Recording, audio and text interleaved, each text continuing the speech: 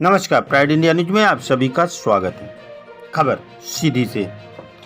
Rail line से प्रभावित किसानों ने सांसद रीति पाठक से लगाई गुहार। जी हां, ललितपुर सिंगरौली रेल लाइन से प्रभावित किसानों द्वारा सांसद रीति पाठक से सामूहिक रूप से आवेदन देकर अपनी समस्याओं से अवगत कराया गया है। इस मुद्दे को प्रधानमंत्री के संज्ञान में लाने की बात कही गई है। उनसे कहा गया है कि 75% लोगों के साथ भेदभाव बरता जा रहा है।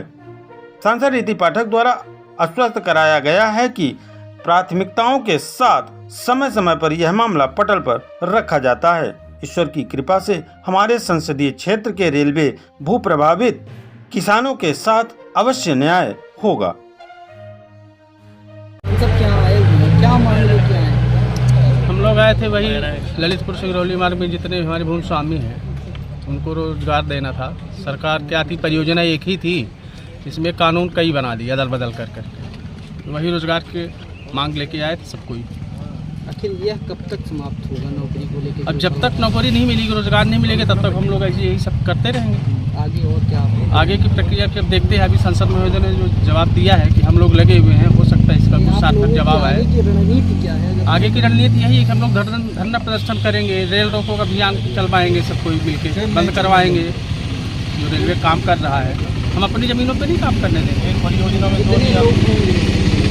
सीधी में अभी कुल मिला के हमें लग रहा है कम से 500 से ऊपर भूमि स्वामी है। अंदाज़ा बता रहे हैं, क्लियर नहीं है। सांसद महोदय ने कहा कि हम लोग लगे हुए हैं, हो सकता है कि इसका जवाब सार्थक आए, कुछ हम लोगों के पक्ष में आए। उम्मीद की किरण थोड़ी सी जगी हुई है आज सांसद महोदय से मिलने के बाद। क्या नाम है? हमारा नाम अजीत सिंह चौहान है, ग्राम पनवार चौहान टोला। ज़मीन हमारी नगमा तहसील में है। कितने गाँव के हैं? के द्वारा सराहनीय पहल की गई, उसमें जो है गति में तेजी देखी गई। लेकिन आज जो वर्तमान समय है, परियोजना एक लेकिन नियम अनेक, तो इसमें आप क्या कहना चाहेंगे? देखिए, अनेक नियम नहीं है। सरकार कभी कभी कई परियोजनाओं में कुछ नियम को जनता के हित के लिए बनाती है, तो कुछ नियम को सरकारी व्यवस्था के लिए और प्रशासनिक व्यवस्था के लिए कुछ नियम को कुछ कम करती है, कुछ खत्म करती है। ये सारी एक प्रक्रिया का विषय है। तो ऐसा कुछ नहीं है कि परियोजना एक और नियम अनेक।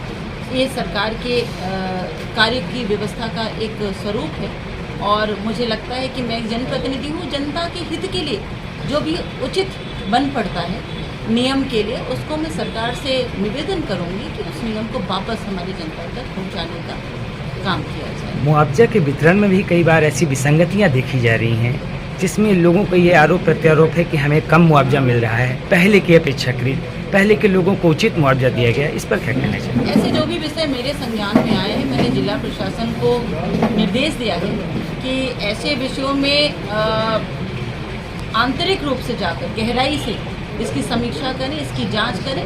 अगर किसी के साथ गलत हुआ है तो उसे वास्तविक न्यायोचित ढंग से उसको मुआवजा और उनको न्यायोचित ढंग से उनको न्याय दिलाने का। किस प्रकार की समस्याएं आ रही हैं और किस तरह के निराकरण आपका?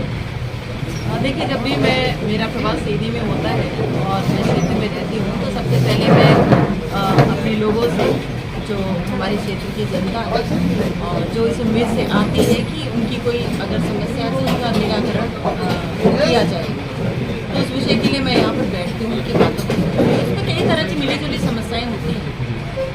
कुछ राजस्व से जुड़े हुए विषय होते हैं, कुछ व्यक्तिगत विषय होते हैं, कुछ पानी को लेकर होते हैं, कुछ बिजली को लेकर होते हैं और कुछ अन्य तरह की न्यायोचित कार्रवाई के लिए विषय होते हैं। तो ऐसे मिली जुली समस्याएं इस जन सभा में।